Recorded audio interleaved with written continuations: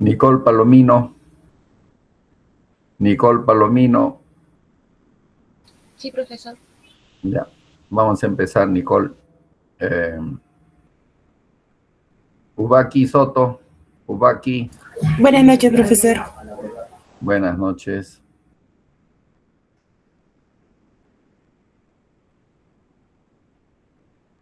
Camasca. Camasca. Presente, profesor. Ubaki. Sí, profesor. Ah, ya, no, discúlpame, ya te llamé ya. Tauma. Tauma. Bueno, Tauma no viene. Sí, sí, aquí, profe. Ah, sí estás. Paquillauri.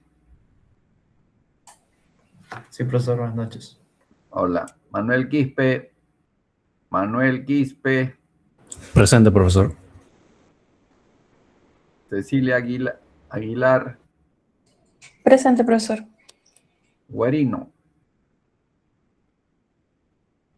Guarino, tú tienes prendido dos, Guarino. Guarino Hacho, César. Tiene prendido dos cámaras. Guarino. Guarino a la 1. Guarino a las 2. Bueno, veo que Guarino no está.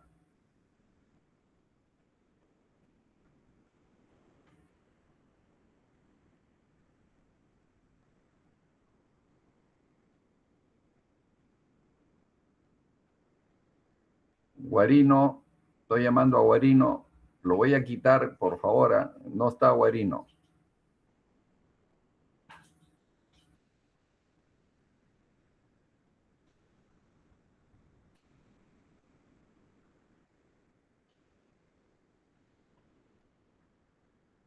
Ivana, ¿te puedes comunicar con Guarino, por favor?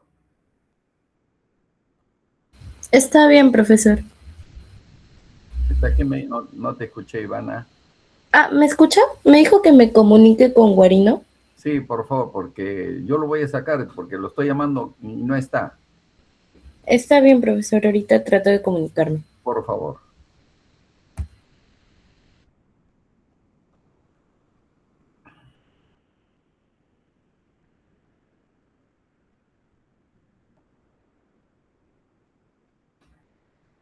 Bien, continuamos.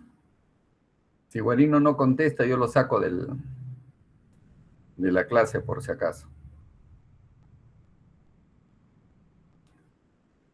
Continuamos, chicos, continuamos. A ver, vamos a ver qué hace Ivana con Guarino. Si no, yo lo saco de la clase.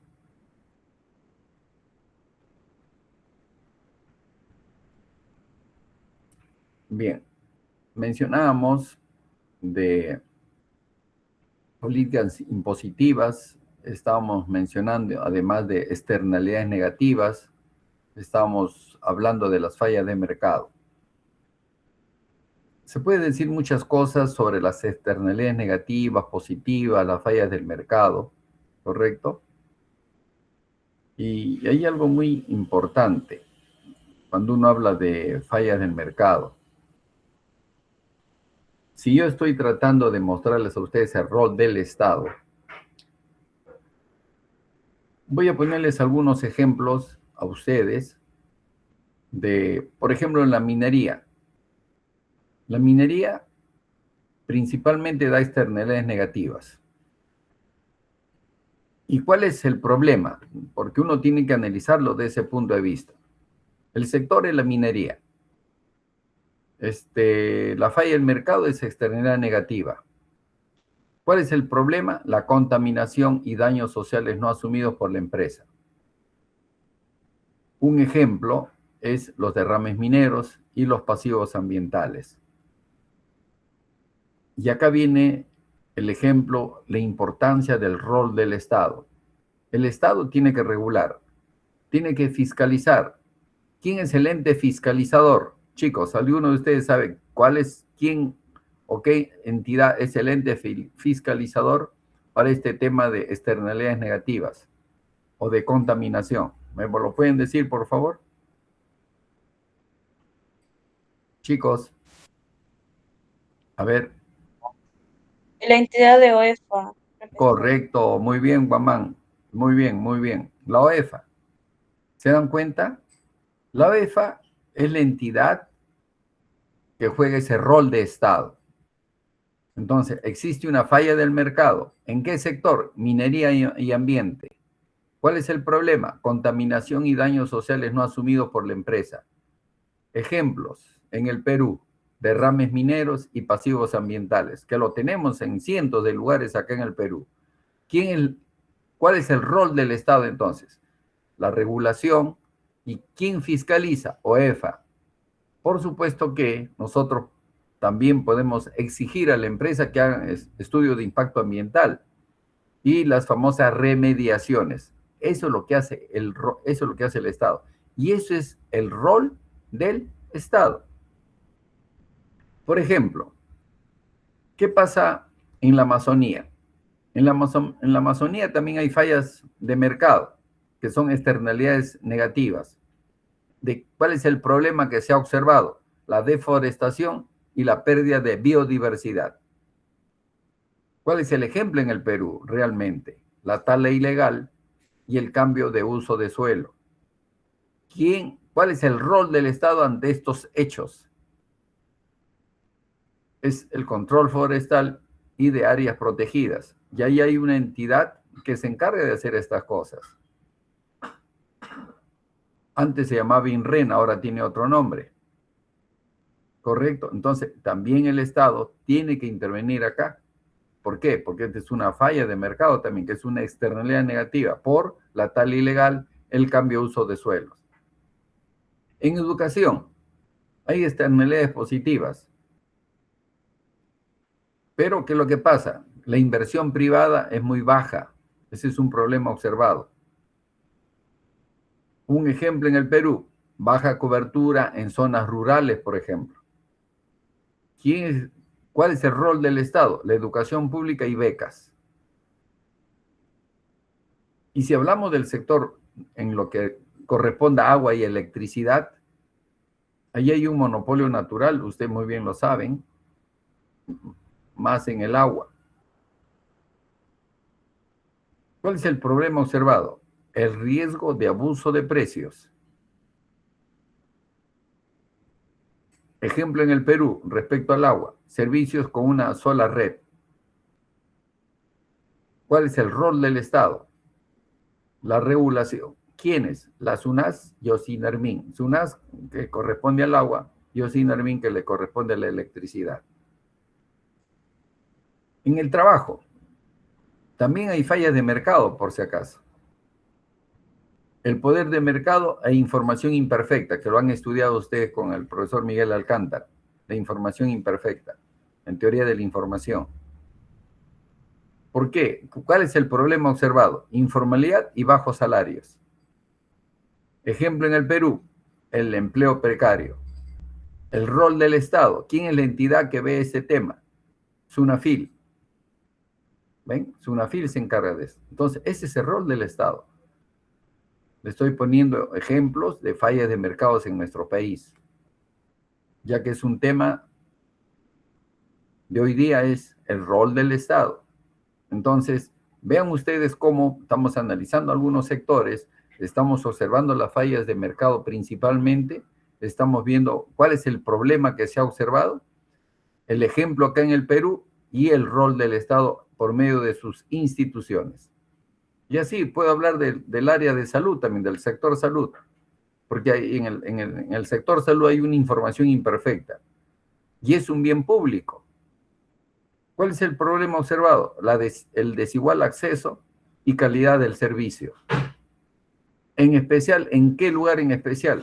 Ojo, que también está en las ciudades, pero en zonas rurales, lamentablemente, ni atención médica tienen. ¿Cuál es el rol del Estado al respecto? Es el CIS.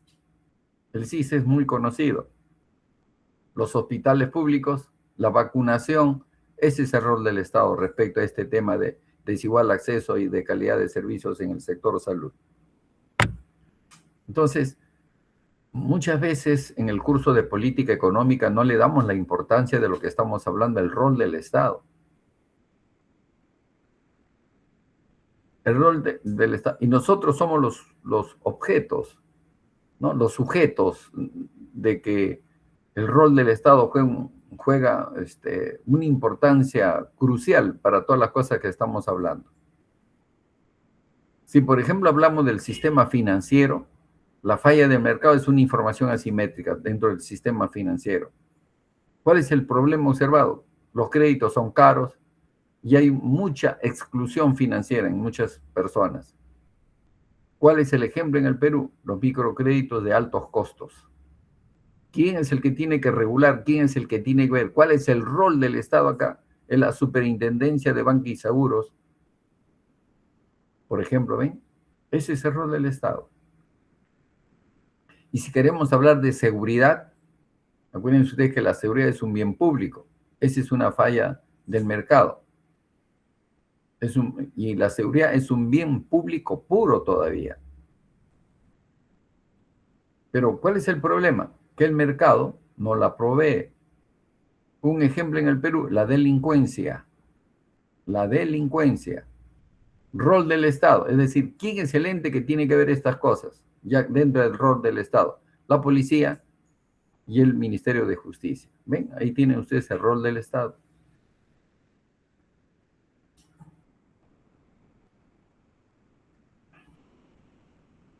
Y podemos conversar sobre este tema, ¿no? Y una de las grandes fallas de mercado que nosotros tenemos es en el minero y el ambiental.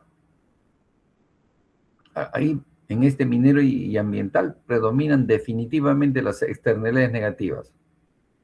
Muchas empresas mineras extraen recursos y generan contaminación de agua, de suelos y de los ecosistemas.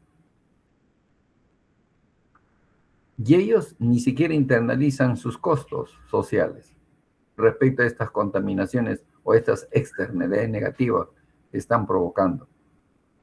Y eso ha provocado conflictos socioambientales, han provocado daños a comunidades locales. Entonces, en este caso, sí justifica la intervención del Estado. ¿De qué manera? Mediante regulaciones ambientales, evaluaciones de impactos ambientales y fiscalizaciones. ¿Qué otro sector? El pesquero. Lamentablemente, el mar no tiene propiedad privada. Y por eso es que, lamentablemente, hay una sobreexplotación de la anchoveta. Eso lo saben ustedes posiblemente, porque lo han estudiado en economía de los recursos naturales. Y de esa manera, con una sobreexplotación, están poniendo en riesgo la sostenibilidad de este recurso. ¿Y qué hace el Estado? Interviene con cuotas de pesca, vedas y muchas veces monitoreo científico. Eso también lo saben ustedes. Tengo la plena seguridad que lo han visto en economía de los recursos naturales, o con el profesor Loyola o con el profesor Orihuela. Creo que Orihuela mayormente dicta este curso. Cuando yo les decía salud y educación, que es otro tema, que también muestran fallas de mercado. ¿Por qué? Porque están asociadas a los bienes públicos y a externalidades positivas. Entonces, el mercado tiende lamentablemente a no invertir o invierte muy poco. ¿Por qué? Porque los beneficios sociales superan a los beneficios privados. Eso lo saben ustedes definitivamente. Entonces, si el Estado no provee estos servicios de salud y educación a los amplios sectores de la población, se quedan definitivamente sin acceso a estos servicios básicos. Y en especial en zonas rurales. Hemos hablado del agua y de la electricidad también, que son monopolios naturales. Mayormente el agua es un monopolio natural, que es del Estado. Más que la electricidad, porque la electricidad es más privado que otra cosa. Aquí la competencia no es eficiente, eso lo sabemos. No hay regulaciones. Como es una empresa única, ellos fijan sus precios. Por lo que, en este caso, la SUNAS tiene que supervisar para regular esos precios. Es verdad, respecto al agua. Es muy barato el precio que se paga acá en el Perú. Posiblemente somos el país que más barato paga el agua. Claro, muchas personas no podrán pagar el agua porque ni siquiera agua tienen o les llega por horas. ¿Ven? Entonces, estamos hablando de varias cosas relacionadas a lo que es fallas de mercado y el rol del Estado.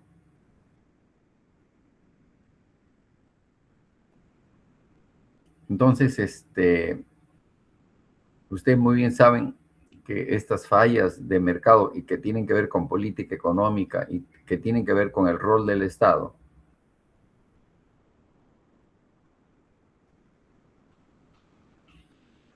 el Estado siempre tiene que intervenir ante estas fallas del mercado con la finalidad de mejorar el bienestar de la población.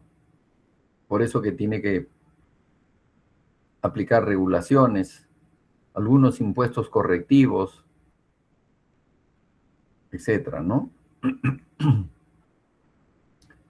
Y así nosotros podríamos hablar cómo es que el rol del Estado en todos estos sectores tienen que hacerse evaluaciones de impacto ambiental, tiene que haber una fiscalización de OEFA. Acuérdense ustedes que hay canon también y hay remediaciones ambientales. IMARPE, por ejemplo, que es la IMARPE en el sector pesca, a consecuencia de la sobrepesca, de la pesca ilegal y el agotamiento de los recursos. IMARPE es el que supervisa científicamente. ¿Y el Estado qué hace? ¿Cómo lo corrige? Con cuotas de pesca, con vedas, etc. Ven, como le digo, hay muchas cosas que hablar en este tema de lo que son las fallas de mercado. Bien. Veamos otros puntos.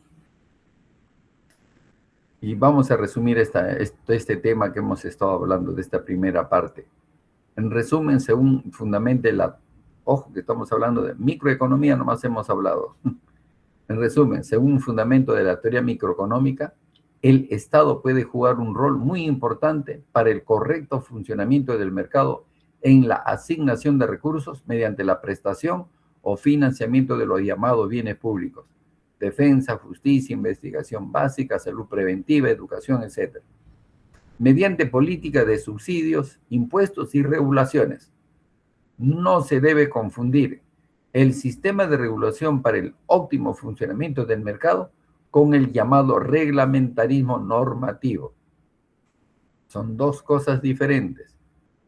Sin embargo, no existe fundamento para que el gobierno brinde servicios o produzca bienes en los mercados donde puede muy bien hacerlo el sector privado de una manera competitiva. Es decir, no existe fundamento para el rol empresarial del Estado. O sea, no se le puede impedir tampoco. O sea, no hay un fundamento negándole tampoco de que el Estado... Bueno, ahora nos enteramos que creo que Petroperú, que es estatal, posiblemente lo privatice o está en proceso de privatización. Bueno, ese es otro tema que lo vamos a ver qué es lo que pasa en estos días o en estos meses. Así como la microeconomía juega un rol importante en este tema de lo que es las fallas del mercado y las externalidades, la macroeconomía también juega un rol importante en este tema del Estado. Habíamos mencionado a los keynesianos y a los neoclásicos. En este caso, unos u otros, sean keynesianos, sean neoclásicos, lo que siempre se persigue es crecimiento económico y con mejoras en la distribución de los ingresos, en el marco de una estabilidad macroeconómica.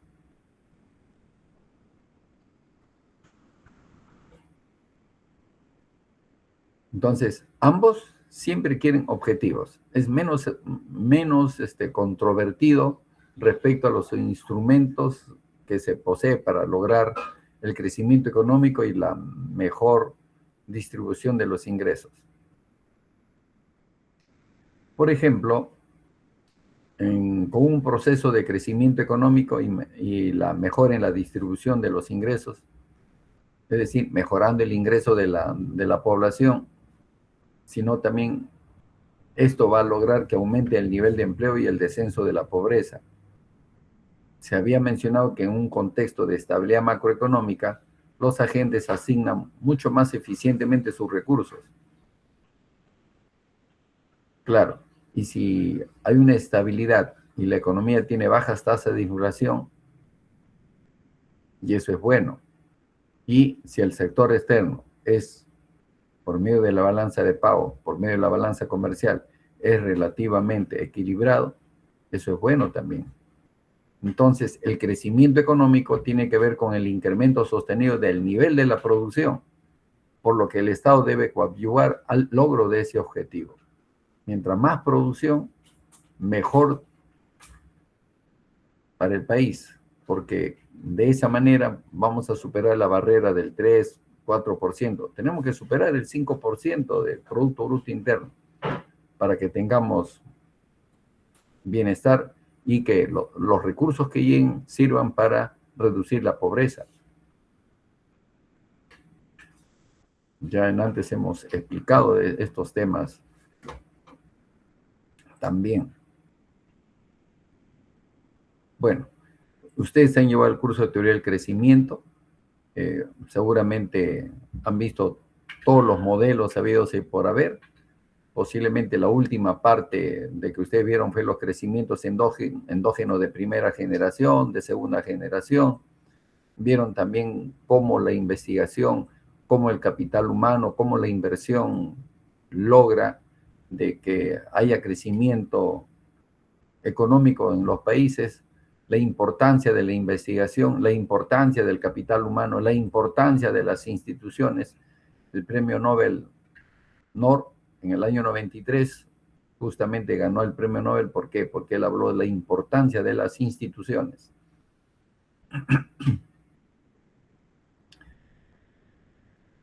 Entonces, esto lo paso rápidamente. Ya seguramente ustedes han visto Domar, han visto a muchos autores que tienen que ver con la teoría del crecimiento económico.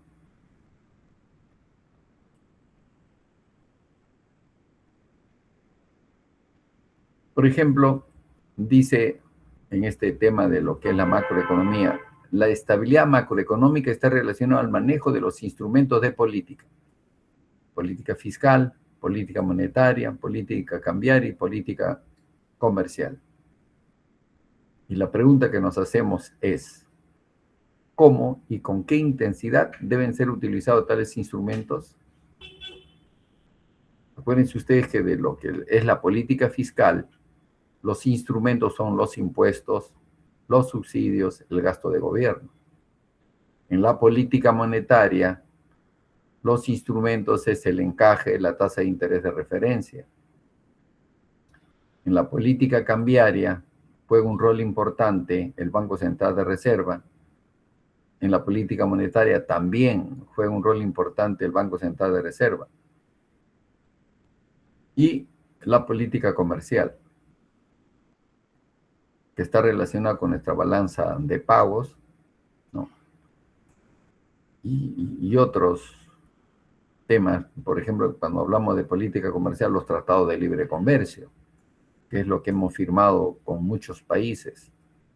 Muchos de estos tratados lamentablemente son asimétricos, ¿no? En vez de, ¿no? Y ustedes saben a qué me refiero cuando hablamos de asimetría. Entonces, la pregunta pues, ¿cómo y con qué intensidad deben ser utilizados tales instrumentos de lo que acabamos de mencionar? La teoría económica no tiene una respuesta definida al respecto. Sin embargo, la experiencia de las políticas económicas que se implementaron en el Perú y el resto del mundo indican lo siguiente. En el campo fiscal, el gobierno debe tratar de mantener una política fiscal prudente, no puede incurrir en situaciones de desmanejo fiscal, con grandes y persistentes situaciones de déficit. El gobierno no puede caer en la irresponsabilidad de aplicar políticas fiscales muy expansivas. Acuérdense ustedes que hay políticas fiscales expansivas, políticas fiscal contractivas. Eso lo han manejado ustedes mucho, seguramente con gráficas en macro 1 cuando se trata de economía cerrada o macro 2 cuando se trata de economías abiertas. Aún en el caso que se aplicaran políticas fiscales discrecionales, estas no pueden ser marcadas o inestables. Tiene que haber al menos una relativa disciplina fiscal. Y esto es importante. Existe una comisión fiscal donde le pone reparos al Poder Ejecutivo. Lamentablemente el Poder Legislativo, el Congreso de la República, rompe esa disciplina fiscal. Y ahí viene toda una problemática. Este punto es relativamente delicado en un país en desarrollo como el nuestro, donde existen por lo general fuertes demandas políticas y sociales para que el gobierno incremente su nivel de gasto. Veamos el siguiente cuadro. Y eso lo saben ustedes. Hay muchas demandas políticas y sociales para que el gobierno incremente su nivel de gasto. Acá les pongo un caso, no nuestro, pero sí el caso de Ecuador. El caso de Ecuador, años atrás, muestra lo conflictivo que es en el corto plazo aplicar una política de estabilización fiscal, equilibrio fiscal, en medio de un gran nivel de pobreza y debilidad del gobierno. En el mencionado país, la población desea que se resuelvan los problemas macroeconómicos para así aceptar que se tomen medidas en tal sentido. En el marco de una situación de gran déficit fiscal, la población le solicita al gobierno, entre otros, incrementar el gasto social sin reducir el gasto global, pero paralelamente se oponen a las medidas gubernamentales de incrementar la recaudación tributaria. Hay toda una contradicción, ¿no? La gente quiere que se gaste más, pero no quieren que se incremente la recaudación tributaria. Como la solicitud es incoherente o contradictoria, el gobierno ecuatoriano no puede y no podrá satisfacerla. Ante ello se han generado rompimientos del orden institucional con golpe de Estado, como si ello pudiera resolver automáticamente tales desequilibrios fiscales y macroeconómicos. Cualquiera que sea el gobierno, llámese Perú, este tiene que necesariamente efectuar la estabilización, ajuste o paquete macroeconómicamente correspondiente. Caso contrario, la inversión doméstica, la extranjera, continuará retrayéndose y, por supuesto, agudizándose la situación de pobreza y alto desempleo existente.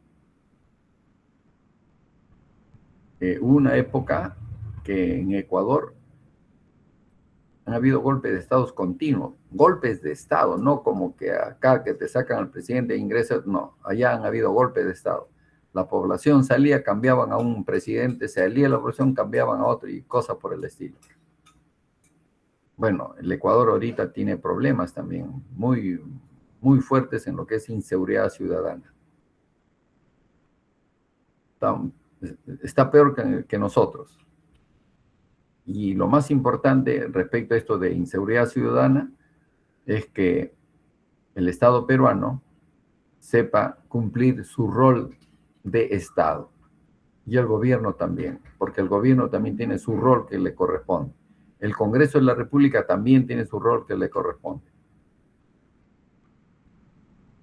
En el campo monetario, es decir, política monetaria, en forma similar que en lo fiscal, la política monetaria tiene que ser responsable. Debe implementarse de tal manera que no tengamos alta tasa de inflación. Claro, esto le corresponde al Banco Central de Reserva. Y, por supuesto, inestabilidad macroeconómica, como la experimentada en décadas pasadas por medidas monetaristas caóticas y populistas. Bueno, esto sí nos pasó acá en el Perú. En este caso, el rol del Estado consiste en proveer a la economía de la liquidez u oferta de dinero necesaria, velando por la relativa estabilidad macroeconómica en general y de precios en particular. Felizmente acá en el Perú en la política monetaria lo estamos llevando bastante bien. Se es muy prudente quien está en el presidente del Banco Central de Reserva, lo está conduciendo muy bien. Esperemos que haya otro profesional como él que sepa manejar el campo de la política monetaria. En el campo de la política comercial, ojo, estoy hablando de teoría. Actualmente el mundo está hecho un desorden total, eso lo saben ustedes. Y empezó Trump con los famosos aranceles a los países, ¿no? Y ahí me quiero quedar porque les quiero hacer estas preguntas a ustedes, chicos. Vamos a ver. Ya que vamos a ingresar a la política comercial, nosotros hemos firmado Tratado de Libre Comercio. ¿Qué piensan ustedes, a cualquiera de ustedes, qué piensan ustedes con esta aplicación de aranceles? ¿Y qué pasa con los tratados de libre comercio? ¿Y qué pasa con la OMC, con el Organismo Mundial de Comercio? A ver, ¿quién de ustedes quisiera intervenir? Repito, los aranceles que Trump ha querido aplicar a muchos países, ¿cuál es esa finalidad de esos aranceles? ¿Alguien de ustedes me puede mencionar? ¿Y qué efectos trae esas cosas? ¿Y por qué lo hace? A ver, chicos, ¿quién de ustedes? ¿Quién levanta la mano? Profesor, ¿puede ser porque está aplicando proteccionismo para su país? Por un lado, sí, pero ¿cuáles serán los efectos? Marcas. ¿Sí marcas? ¿Algo más? Sheila, ¿algo más?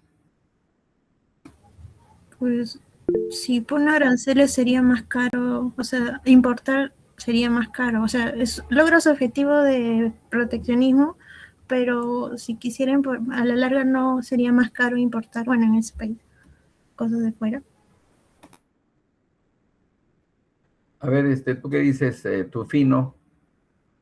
Bueno, profesor, un efecto podría ser es que sus mismos productos están encareciendo para sus propios consumidores estadounidenses. Y que bueno, va a haber bueno, ahora mismo hay tensiones, hay dificultades comerciales con los países. ¿Tú qué dices,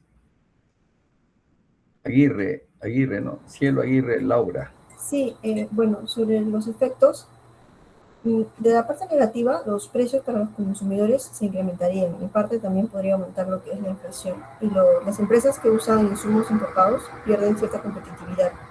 Y ahora, otros países también podrían responder con aranceles. Y de alguna forma también estaría frenando en cierta parte lo que es el comercio. ¿Tú, Abigail, qué dices? Profesor, o sea, lo mismo que prácticamente mencionó mi compañero hace un momento, ¿no? Porque prácticamente los aranceles sí llegan a generar de cierta manera distorsiones, en este caso en el mercado. Y directamente en este caso con los TLC, o sea, pienso de que estos de por sí han sido creados para impulsar el comercio, ¿no? Y además de que mejoran también el acceso a lo que son en este caso los mercados internacionales y también fomentan lo que es la competitividad, ¿no? Pero a la vez, en este caso con los aranceles, también de cierta manera causan pérdida en este caso en el mercado local, ¿no? Sobre todo en los sectores que son menos competitivos, por así decirlo.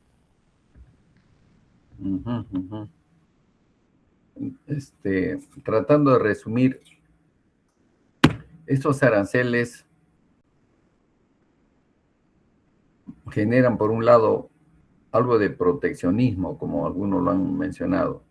Otros, si nosotros ya hemos firmado tratado de libre comercio y además la OMC, el Organismo Mundial del Comercio, lo dejaríamos de lado, como se dice, ¿no? Porque es una forma como que estamos rompiendo el derecho internacional lo primero que tenemos que entender es de que los aranceles son unos impuestos que los gobiernos cobran por los productos que vienen del exterior, ¿no? Por los bienes importados. Estos aranceles generan efectos en la economía definitivamente. Si nosotros ponemos aranceles a un producto importado, el producto importado se vuelve más caro, eso lo sabemos.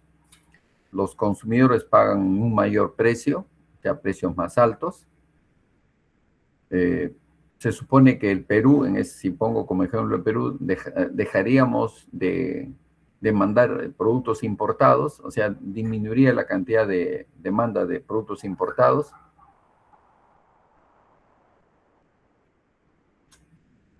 Y voy a poner un ejemplo así, muy simple. Imaginemos que nosotros pongamos un arancel a los zapatos que vienen de la China. Definitivamente esos zapatos van a costar más caros en el mercado peruano, ¿cierto? Pero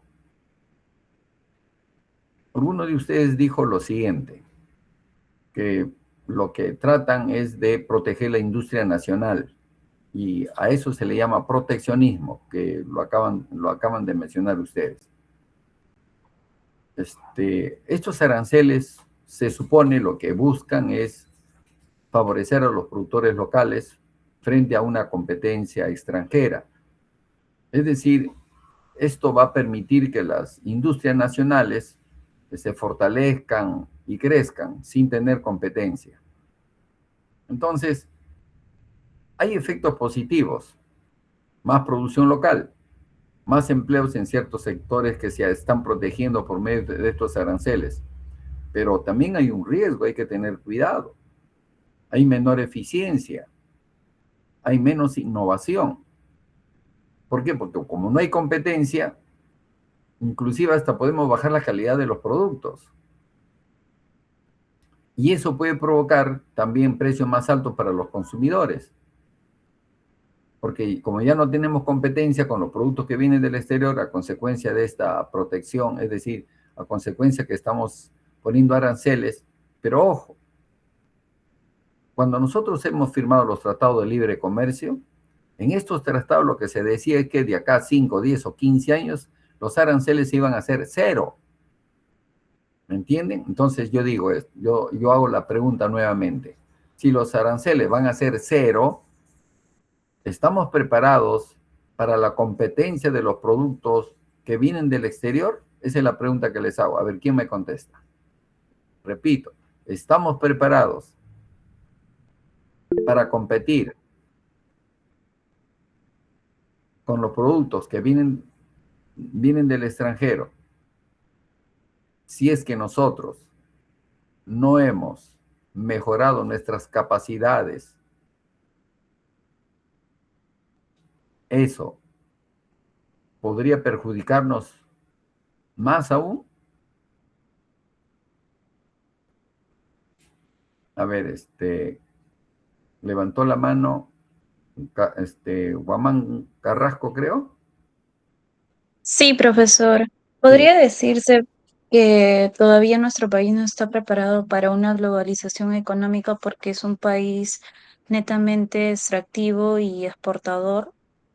Entonces no tendría la suficiente tecnología para pues producir netamente productos de consumo final, ¿no? Entonces eso nos afectaría en la Pero a economía pesar que hemos, rotundamente. Astrid, ojo que nosotros hemos firmado el Tratado de Libre Comercio. Quiere decir que esos tratados de libre comercio nos van a perjudicar a la larga. Astrid, ¿crees No, tú eso? no, o sea, no a la larga, pero si se Porque hace los una aranceles van a ser globalización cero. económica, claro, o sea, los aranceles nos van a beneficiar siempre y cuando nosotros tengamos la capacidad suficiente de tener por decirlo, una estabilidad en cuanto a producción también. Si no llegamos a tener una capacidad que cubra el mercado, pues sí podría afectarnos. Correcto, Astrid. Sí, es verdad. Acuérdense ustedes que la Organización Mundial del Comercio es una entidad que se ha creado en la que muchos países forman parte de esta Organización Mundial del Comercio. Y cuando hay problemas en algunos otros países, la empresa que se siente afectado puede reclamar en esta Organización Mundial del Comercio y como ya nos ha sucedido en algunos casos. Pero actualmente a nivel mundial, con la presidencia del presidente de los Estados Unidos, el presidente Trump, como que está rompiendo todos los esquemas, ¿no? Y estamos observando de que, por un lado, empezó a poner aranceles, tarifas, como quieran llamarse, a los productos importados, pero casi no han logrado nada. ¿Qué me dicen ustedes al respecto? ¿Se ha logrado mucho Trump respecto a esto? Los países han sincerado, porque también hay que ver qué es lo que está pasando en los Estados Unidos como parte de su política económica, cómo está el nivel de precios, si hay inflación, la deuda externa que tiene los Estados Unidos. Estoy poniendo un ejemplo porque estamos hablando a nivel del rol del Estado en este caso, ¿no? Y el rol del gobierno. Sino que acá tenemos a un gobierno que es hegemón, que se mete en Venezuela, no porque haya narcotráfico, sino por el petróleo, que es una materia prima que respalda al dólar, por eso se llama petrodólares, eso tienen que entender. Ahora quiere invadir Irán, ¿por qué? Porque Irán también tiene petróleo. Pero Rusia y China tienen intereses en Irán también. ¿Por qué? Porque por ahí pasa la tubería que Rusia envía petróleo y gas a la China. Entonces, si esa tubería es afectada, China no va a recibir el petróleo de Rusia y Rusia no recibirá la contraparte, que es el dinero que se les tiene que pagar. Entonces, miren ustedes, por eso es que yo, en la tarea que les he dejado, también yo les pongo ahí geopolítica, geoestrategia, geoeconomía. Eso tienen que entenderlo ustedes, que la política económica no es solamente analizar variables peruanas y cosas por el estilo. Tenemos que analizar lo que está pasando en el mundo y cómo esa variable externa también nos va a afectar a nosotros. Y qué tienen que ser nuestros líderes políticos para contrarrestar la forma de ser de un presidente que actúa de la manera que está actuando a nivel mundial. Que Groenlandia es el 51, que Canadá va a ser mi 51 estado, que Groenlandia yo me lo agarro y no pasa nada, etc. Cosas de ese tipo, por ejemplo, ¿ven? Entonces, es como para reflexionar estas cosas que están sucediendo en este curso de política económica. Porque estamos hablando de política fiscal, política monetaria, política comercial. Cuando hablamos de política comercial, no es solamente una política interna, es una política que tiene que ver con nuestra balanza de pagos, es decir, nuestra balanza comercial, los tratados de libre comercio. Entonces, lo que estamos conversando es que nosotros tenemos que lograr mejorar nuestra actividad productiva en nuestro país con nuevas tecnologías, con innovación, etcétera, etcétera, etcétera. Pero eso va a depender mucho de nuestros líderes, ¿no? O de los ministros de los diversos sectores, en la que nuestras maquinarias y equipos tienen que ser más potentes, mejores, para bajar costos, producir más y ser competitivos cuando los aranceles ya en el Perú sean ceros por los tratados de libre comercio que hemos firmado. Entonces, hay muchas cosas que hablar en este tema de la política comercial de nuestro país. En la política cambiaria, en la que tiene que ver el Banco Central de Reserva, el rol del gobierno no está del todo definido, más aún cuando últimamente está en plena discusión las ventajas y desventajas de dolarizar o no la economía. Claro, no estoy hablando de Perú por si acaso. Acuérdense ustedes que Ecuador actualmente su economía es dolarizada por si acaso. ¿Estamos? Argentina ha querido dolarizar su economía también, pero no se ha logrado. Entonces, hay todo un análisis de qué pasaría si uno dolariza su economía. Bueno, ahora hay que tener en cuenta que las reservas internacionales de muchos países, ojo, las reservas internacionales netas de muchos países, el dólar ya no lo tienen como reserva. Mientras que en el Perú sí tenemos como reserva los dólares que deposita el Ministerio de Economía y Finanzas o los ministerios en los bancos, y eso se contabiliza como reservas internacionales netas, los depósitos a nivel de encaje, que eso también lo saben ustedes cómo es, ¿no? Todo esto, lo que estamos conversando, tiene que ver pues con la política cambiaria, ¿no? En todo caso, en este campo, el gobierno debe tratar al menos de evitar un proceso de atraso cambiario. Actualmente el dólar está compra 3.35, venta 3.37. Y estaba, a ver, un dólar deprimido como ahora, por el tipo de cambio deprimido. ¿A quién favorece un dólar deprimido? A ver, vamos a ver. Chicos, ¿quién me contesta? ¿A quién favorece un dólar deprimido? ¿Y a quién perjudica un dólar deprimido? A ver, vamos, Arroyo, a ver, ¿tú qué me dices? Un dólar deprimido se refiere a cuando el dólar está bajo, ¿verdad? Sí, por supuesto, sí, Ya, entonces cierto. Muy bien, Arroyo. se favorece a los importadores, claramente, porque es más barato traer cosas del exterior, hablando de la actividad local. Y Ya lo sería sé. más perjudicial para los exportadores, claro, ¿no? ¿Por La qué? inversa. ¿Por qué me dices eso? ¿Por qué Porque los los... precios son más bajos, pues los precios internacionales son más bajos. O sea, no es que sean los precios internacionales más bajos, pero sino es que vender se hace más barato, por decirlo así, porque el precio es más barato, Claro. más bajo. ¿Qué La más? A cantidad ver, ¿qué de... más? A ver, Paquillauri, ¿qué más me puedes decir al respecto? Paquillauri. Sí, Paquillauri, profesor. Sí, profesor. Por ejemplo, en la deuda, al disminuir el dólar, por ejemplo, Estados Unidos, creo que una de sus medidas por las cuales hace que el dólar baje por la deuda, para que disminuya.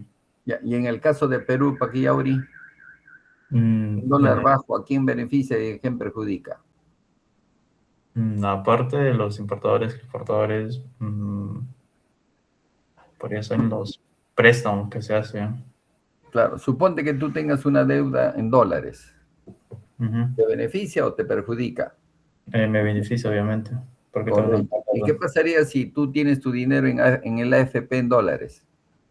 No, sería mucho menor de lo que debería percibir. ¿No es Porque, cierto? Sí, sí. tiene sus pros y sus contras, eso de tener dólares. A nivel mundial, cuando uno hace un análisis de lo que está pasando en el mundo, muchos países están dejando de vender y comprar en dólares. Y por eso es que está alarmado Estados Unidos. Por eso que actúa de la manera que está actuando. Por ejemplo, el problema de Venezuela es que ha estado vendiendo su petróleo en yuanes o en rublos. No están vendiendo en dólares. Cuando uno empieza a hacer un análisis de los países que Estados Unidos los ha invadido, como por ejemplo Irak. Irak, ¿por qué lo invadió? Lo invadió por el petróleo. ¿Por qué? Porque Irak dijo, yo voy a vender el petróleo en la moneda que a mí me interesa, yo no lo voy a vender en dólares. Eso le pasó a Libia también. Libia, con Gaddafi en el poder, era una economía estable. Claro, era un tirano o lo que sea, pero era una economía estable. Al menos la gente estaba tranquila, como se dice. Pero ingresa a Estados Unidos por el petróleo también. ¿Por qué? Porque Gaddafi comenzó a vender su petróleo en otras monedas, no los vendía en dólares. ¿Por qué? ¿Por qué? Porque el dólar desde el año 73 se llama petrodólares. Es decir, el respaldo del dólar es el petróleo. Hay que ponernos a pensar en eso. Por lo tanto, Venezuela tiene petróleo, Irán también tiene petróleo, Arabia Saudita está muy preocupado, también es un país con mucho petróleo, pero no le conviene que Irán tenga problemas, porque si Irán tiene problemas y Estados Unidos se apodera de Irán, entonces el pagano va a ser Arabia Saudita. O sea, hay que hacer esos análisis, por eso la importancia de la geopolítica, la geoeconomía y la geoestrategia. Cuando ustedes me presenten el trabajo, ahí vamos a conversar respecto a estos 3 puntos, que es la geoeconomía, la geopolítica y la geoestrategia. Se van a dar cuenta por qué es importante cada cosa y qué tiene que ver con política económica, cómo es que se relaciona con la política económica. Se van a dar cuenta después. Por ahora estamos poco a poco tratando de entender estas cosas que estamos conversando en el curso de política económica.